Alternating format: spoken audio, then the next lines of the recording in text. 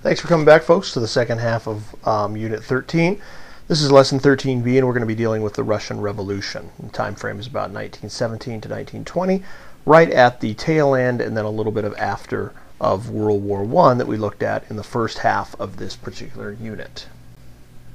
So let's take a look and see what it is we're going to talk about. First of all, we're going to talk a little bit about the background to the revolution, what led to this revolution in Russia. We're going to talk a little bit about one of the major players in the Russian Revolution named Lenin and the rise of his power, how he came to power and how he kind of gripped the nation into a new way of looking at government and their place in the world. We're going to then talk about the Russian Civil War and finally the triumph of the communists at the end of the Russian Revolution. Reading is the last section, or last section in chapter 23, and that's pages 732 to 737. So a nice short 5-page reading on the Russian Revolution. In that reading you'll find a few terms some of you may have seen before. Well, I would like you to define Soviets, Tsar, Communism, and Bolsheviks. Those are going to be some terms that I want you to be looking for as we're talking. So, World War I involves Russia. We talked a little bit about the fact that Russia is on the Allied forces and is one of the reasons why the Allies win the war, because it's pushing from the east into Germany as the Americans and French and British are pushing from the west into Germany. So Russia has always been one of the players on the European scene, but it's also always been a few steps behind Western Europe. And at the eve of World War I, Russia is still very much a monarchy, with the Tsar as the leading part of the nation. And so it's a little bit behind some of these other nations that are now starting to move into more of a democratic way of looking at their government. Also, the Russian economy is really split between industrial workers, like we see in the West, and peasant farmers. And we see that during World War I, the losses of Russian troops and individuals is amazing. About 2.5 million Russian casualties in 1915 alone.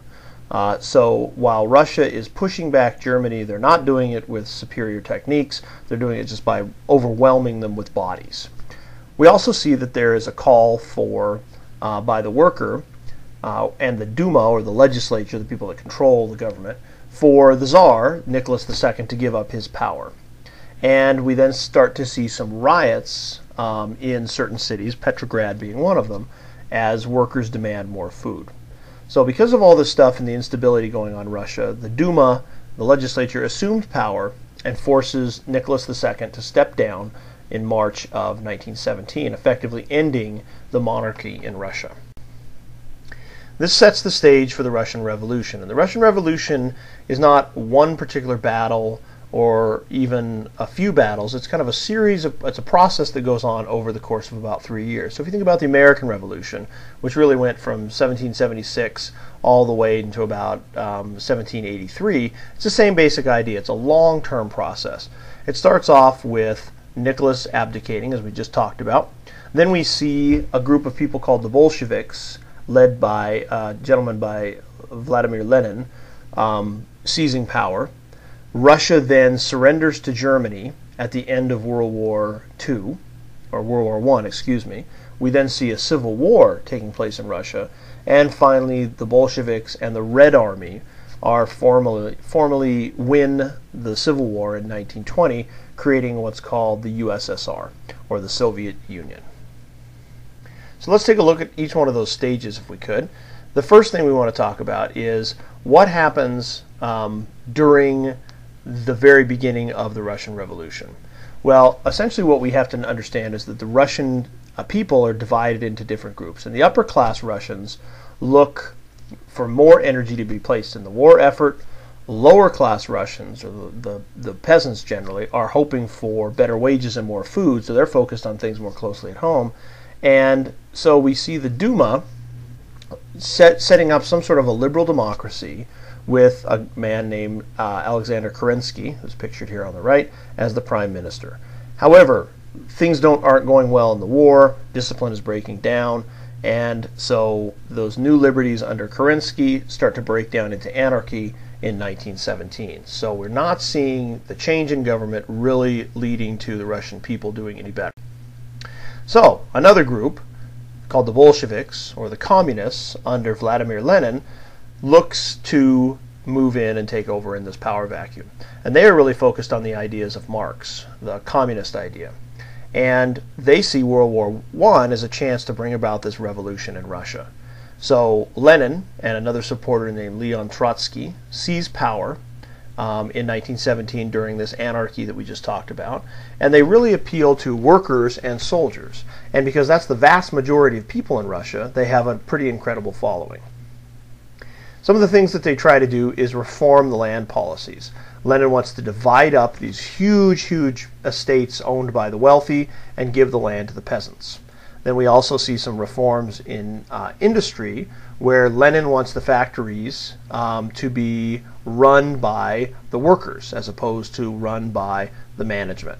And in terms of the war with Germany, Lenin wants to get out of the war, and so he brokers a peace, essentially kind of surrenders to Germany, and gets Russia out of the World War I in 1918. Then we have the Russian Civil War, where Lenin, who really is the power behind the Bolshevik group, puts the Bolshevik assembly up for election. And they don't do very well. They actually lose the election. And because Lenin still wants power, even though the people have voted against him, he disbands the assembly and kind of takes over in a dictatorship. So opponents of that, mostly the army officers and the wealthy, form an army called the White Army and attempt to pull power away from Lenin and the Red Army. And this leads to an actual civil war where we have the White Army on one side battling the Red Army. The Bolsheviks understand a little bit more and have control of kind of the most important centers of production in Russia, and therefore eventually beat the White Army in 1920. Now that they've won, they have an opportunity to set up their own state. They call it the Soviet Union, and the Soviet Union will then, as it develops into a power, really be, throughout what's called the Cold War that we'll take a look at in future lessons, is the main player to battle the United States for supremacy all the way after World War II up until about 1990. So we'll take a look at that next time, but for now take a look at your not only lesson but also your assignment, and we'll talk to you next time.